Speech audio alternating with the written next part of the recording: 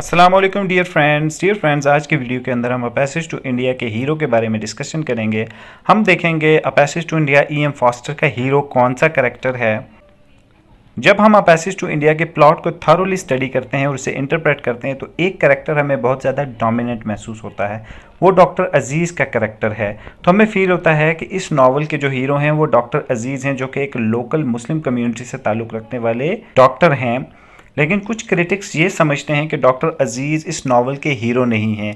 उनके अपने रीजंस हैं जिन्हें वो बयान करते हैं। नंबर 1 वो कहते हैं कि जो नावल है ये विदाउट हीरो है।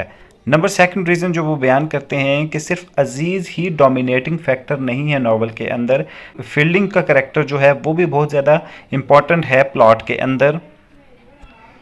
तो अब सबसे इम्पॉर्टेंट चीज़ जिसे हम एड्रेस करेंगे वो ये है कि अजीज़ हीरो क्यों नहीं है नावल का, उसके रीजंस को देखेंगे। फिर हम देखेंगे कि अजीज़ किस तरीके से हीरो का, दोनों को कंपैरिजन करेंगे और उसके बाद हम देखेंगे क्या वाकईतन अजीज़ हीरो है या कोई और कैरेक्टर हीरो है इस नावल का।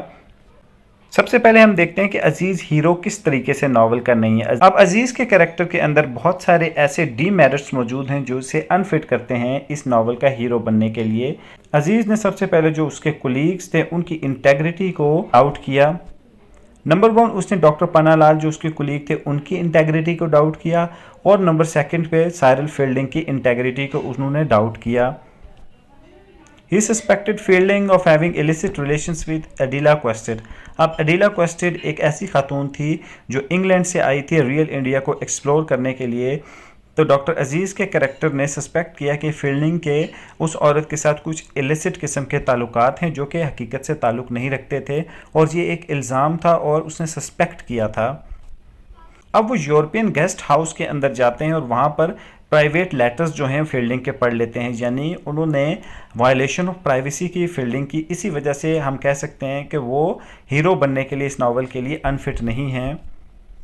ये जो 2 इंसिडेंट हमने बताए ये शो करते हैं कि अजीज़ की जो पर्सनैलिटी है वो वेल बैलेंस्ड पर्सनैलिटी नहीं है। अब हीरो की पर्सनैलिटी वो पर्सनैलिटी होती है कि जो कि वेल बैलेंस्ड पर्सनैलिटी होती है और वो ऑड्स ऑफ द लाइफ के साथ फाइट करती है। लेकिन एक चीज़ बड़ी सिग्निफिकेंट है, डॉक्टर अजीज़ के कैरेक्टर को देखें तो वो जो प्लॉट है उसके अंदर एक मेन रोल तो प्ले कर रहे हैं, लेकिन उनकी पर्सनैलिटी वेल बैलेंस पर्सनैलिटी नहीं है। तो इसी वजह से कुछ क्रिटिक्स कहते हैं कि वो हीरो नहीं है इस नावल के। अब डॉक्टर अजीज़ का जो कैरेक्टर है वो बहुत ज़्यादा सेंटिमेंटल है, वो जज्बाती है, उसके अंदर गुस्सा है, उसके अंदर गम है, वो जल्दी फ्लेयर अप हो जाता है। तो जो हीरो की जो क्वालिटीज़ हैं उससे डॉक्टर अजीज़ का कैरेक्टर हम कह सकते हैं थोड़ा सा दूर है। अब हम देखते हैं वो कौन सी रीज़न है कि जिसकी वजह से डॉक्टर अजीज़ का कैरेक्टर हीरो के लिए बहुत ज़्यादा परफेक्ट है।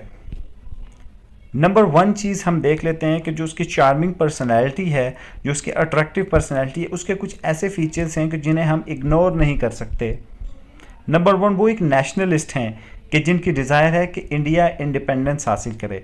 हम जानते हैं कि India under the colonial rule रहा 1947 तक, और 1947 के बाद जो इंडिया का कॉलोनाइज स्टेटस था वो चेंज हो गया और 2 इंडिपेंडेंट रिपब्लिक्स पाकिस्तान और इंडिया दुनिया के नक्शे पर आई।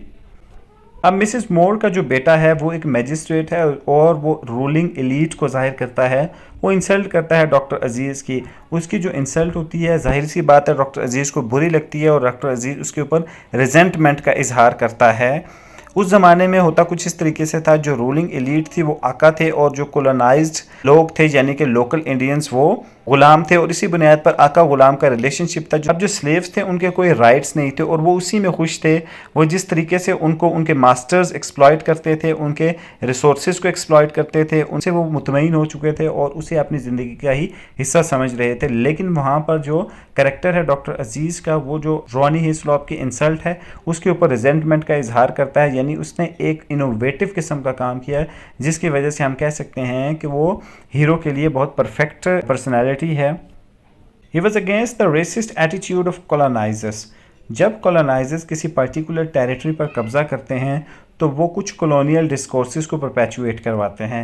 नंबर 1 कॉलोनियल डिस्कोर्स ये होता है कि जो कॉलोनाइजर्स हैं, जो कि इन्वेडिंग नेशन है, वो बहुत ज़्यादा सुपीरियर है रूल्ड वन से, और ये इन्वेडर्स की ज़िम्मेदारी है कि वो जो रूल्ड वन है या कॉलोनाइज्ड नेशन है उनको वो रिफॉर्म करें out of white man's burden. تو جو ڈاکٹر عزیز کا کریکٹر تھا وہ اس ریسسٹ ایٹیٹیوڈ کے بہت زیادہ خلاف تھا.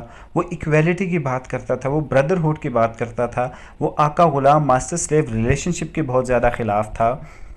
He retorted that English knew that Indians ate pan, and if English would not see Indian with pan in their mouth, he would rather prefer not to go to meet calendar. اب یہ بہت زیادہ significant واقعہ ہے.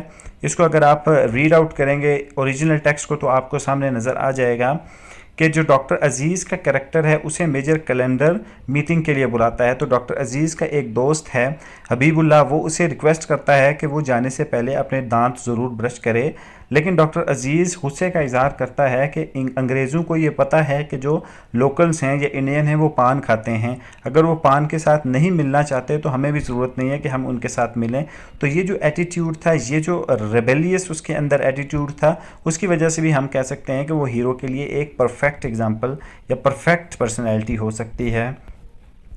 اب doctor عزیز کا character بہت زیادہ فرینڈلی تھا, جینٹل تھا اور سمپیتھیٹک تھا ان لوگوں کے لیے کہ جو اس کے ساتھ ایسا اچھا ایٹیٹیوڈ روا رکھتے تھے.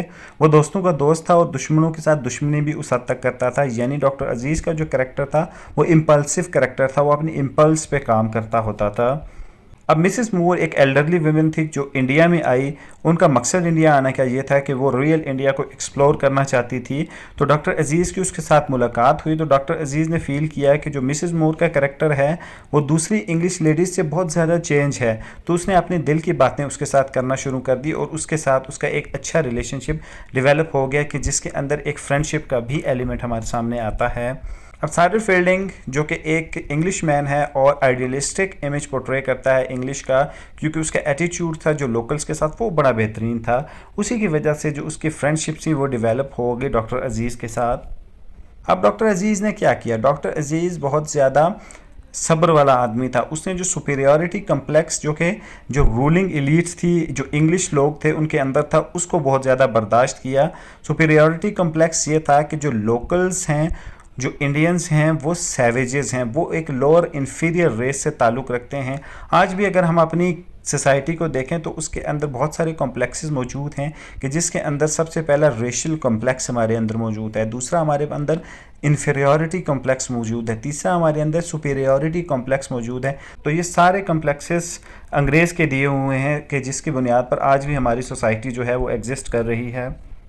ڈاکٹر عزیز بذات خود تو بہت زیادہ ایک نوبل پروفیشن سے تعلق رکھنے والے فزیشین تھے, لیکن انہیں انسلٹ ہر ٹائم برداشت کرنی پڑتی تھی کیونکہ جس ریس سے وہ بلونگ کرتے تھے وہ ڈیفیٹڈ ریس تھی کہ جسے ہم براؤن ریس کہہ سکتے ہیں. had to bear the false accusation of Miss Adela Quest.